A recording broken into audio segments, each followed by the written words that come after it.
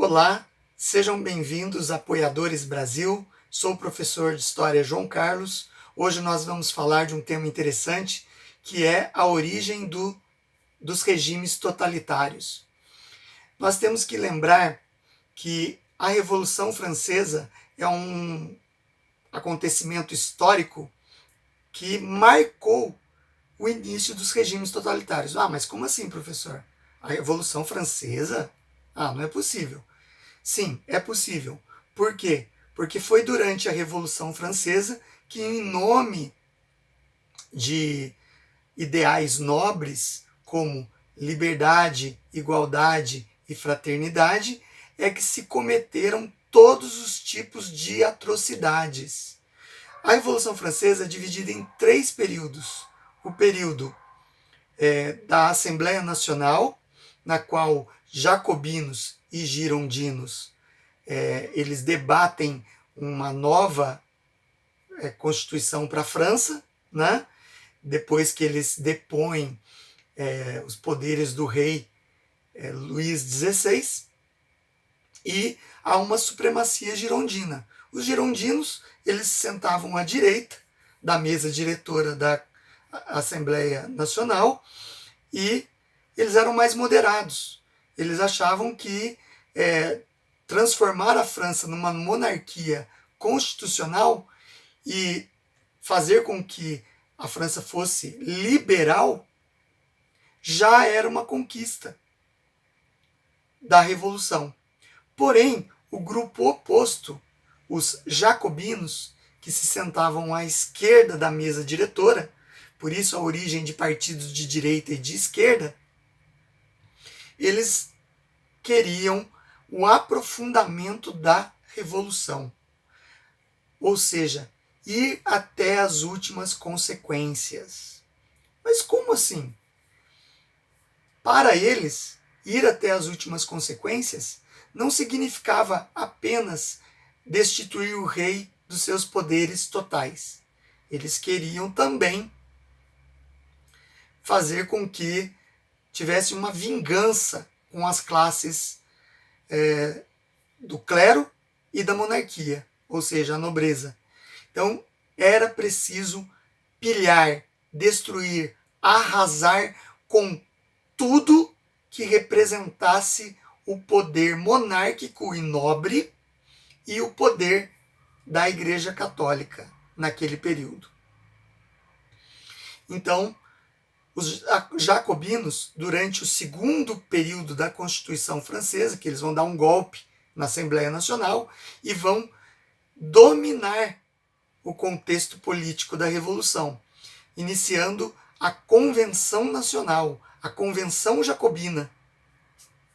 E na Convenção Jacobina, eles vão impor o período do terror, aonde tribunais revolucionários, com julgamentos sem direito de ampla defesa, vão capturar, aprisionar, torturar e matar todos os membros do clero e da nobreza que eles julgassem que tivessem culpa pela França ter sido um estado monárquico religioso, ok? Então, sob o pretexto de igualdade, liberdade e fraternidade, se cometeram todos os tipos de atrocidades. Para vocês terem uma ideia, quando os revolucionários jacobinos, com seu tribunal revolucionário, chegava em algum convento, eles estupravam todas as freiras em pleno altar, onde se celebravam missas e cultos. Além do estupro, eles decapitavam os membros do clero em guilhotinas. Não existia um amplo direito à defesa, não existia acusação. A acusação era de que eles pertenciam a uma classe nobre ou ao clero. Então, você vê todo a semente do ódio totalitário surgindo ali, na Revolução Francesa. O período do terror é um é um período que vem o germen, ou seja, as raízes profundas de futuros regimes totalitários que existiram na humanidade. Até então, a humanidade nunca tinha vivido uma questão dessa. No livro Reflexões sobre a Revolução Francesa, do Edmund Burke, que é o pai do conservadorismo, ele que viveu na época da Revolução Francesa, ele traça uma crítica atroz contra a Revolução Francesa, porque a Inglaterra passou por uma revolução também, uma revolução que transformou o país numa monarquia constitucional liberal, que foi dada pela Revolução Gloriosa de 1688. Revolução Gloriosa, assim chamada, porque não houve derramamento de sangue. Preservaram todas as instituições monárquicas, religiosas do país. E não houve uma supressão odiosa contra as outras classes sociais, como houve na França. Então, isso é apenas um exemplo de que a Revolução Francesa ela é a origem de todos os regimes totalitários que surgiram na humanidade. No século XIX, a gente vai ter aí o surgimento de vários ismos, né? O anarquismo, o anarcoterrorismo e o socialismo, comunismo. E existiam várias reuniões internacionais de anarquistas, socialistas e comunistas. E um membro da classe dos comunistas, né, dos defensores do socialismo, comunismo, Karl Marx, junto com o seu financiador, quem bancava o Karl Marx, porque Karl Marx, na verdade, ele era um inútil, né? Ele não tinha como prover a sua própria vida, tinha 13 filhos, tinha uma família problemática, em que ele não supria as necessidades da própria família. Então, ele tinha um financiador que financiava os escritos dele, que é o Friedrich Engels, que acabava exigindo ter o nome junto dos escritos. E o escrito que em 1848 veio à tona, muito baseado também na Revolução Francesa, no período jacobino da Revolução, que é o período do terror, é o Manifesto do Partido Comunista, de 1848. O Manifesto do Partido Comunista, na verdade, ele não é uma pérola da mente brilhante de Karl Marx. Não é. Para quem leu o Manifesto do Partido Comunista, você vai ver que o prólogo do livro, o que vem antes do texto, fala de todos os debates das internacionais que debatiam sobre anarquismo, socialismo e comunismo. Então, o Karl Marx e o Friedrich Engels apenas compilaram todos os textos debatidos nas internacionais e publicaram em forma de manifesto comunista, certo? E no Manifesto Comunista, o Karl Marx ele inicia o texto falando que um espectro paira sobre a Europa. Olha que coisa mais tenebrosa. Um espectro, uma sombra escura paira sobre a Europa. E ele fala que o espectro, ou essa sombra tenebrosa, é o comunismo. E daí ele vai falando sobre o comunismo como redentor da humanidade. Na verdade, o comunismo ele se baseia numa ideia muito simples, simplista, que fala que todos têm que ter condições de igualdade total. Não pode ter nenhuma classe sobressaindo sobre outra. Por isso ele cria o esquema de luta de classes, que é uma simplificação medonha do que a humanidade até então construiu. Ele exclui Deus da história da humanidade, a divindade, Deus, né? E para outras religiões, as divindades das outras religiões, e ele simplifica também que toda a história humana é construída a partir dos bens materiais que ela produziu, excluindo totalmente o fator espiritual humano, né? Então, e ele traz esse esquema da luta de classes para ser aplicado em várias áreas da história. Então, vou dar um exemplo aqui. Na Roma antiga, os servos lutavam contra os senhores. Na Idade Média, os senhores feudais dominavam os servos e os servos se revoltavam contra o poder dos senhores feudais. Então, vejam a luta de classes. Na era industrial, da Revolução Industrial, o proletariado, que eram os operários, lutavam contra os donos das fábricas, os proprietários das fábricas. Mais uma vez encaixando ali a luta de classes. Então, é um esquema muito simplista que despreza a questão da alma humana, né, do espírito humano, que tem a sua religiosidade e o fator psicossocial. Ele despreza a questão das ações sociais do indivíduo, que o indivíduo ele tem em si o direito de definir os caminhos que ele quer seguir, tem a sua autodeterminação. No comunismo, não.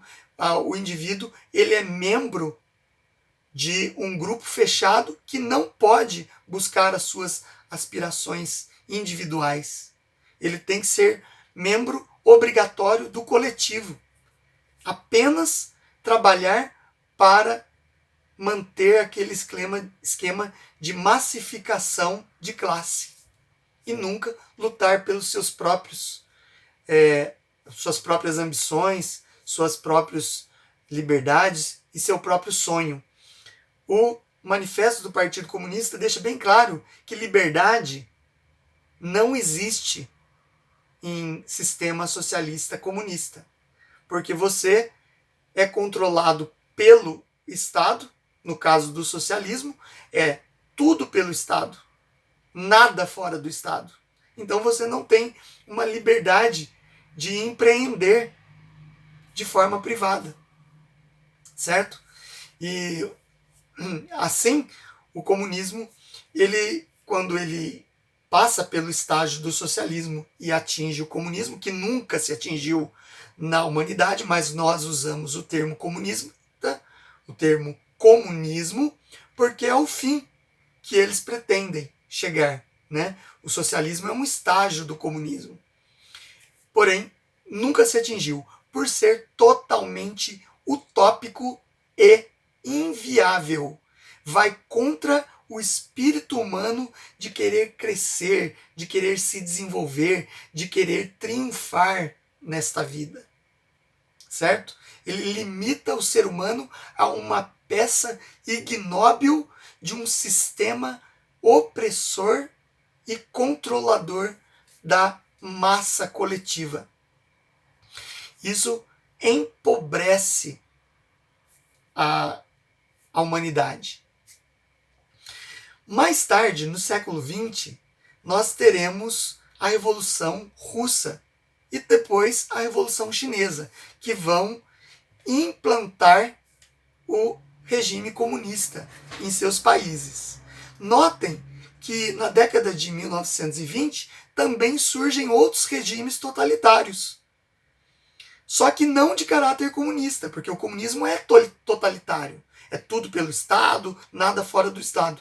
Porém, em 1920 surge o regime totalitário fascista e o regime totalitário nazista, que tem suas origens também no totalitarismo advindo da Revolução Francesa e advindo também das ideias de controle social de massas, que é o caso do comunismo. Então nós podemos dizer, sem medo de errar, que os regimes totalitários, sanguinários, assassinos, comunismo, socialismo, nazismo e fascismo advêm da mesma raiz histórica e filosófica. Ok? Eles são frutos da mesma origem. E tem uma outra característica também. São regimes irmãos, porque usam o mesmo modo operandi.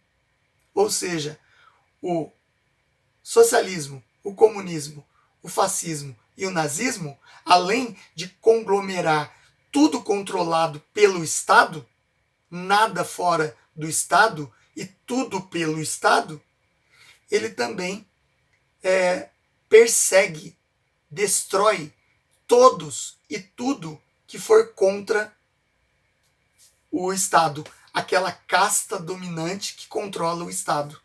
Tudo que for considerado contra o Estado é perseguido, arrasado, destruído e, se for em caso de seres humanos, morto, assassinado pelo Estado.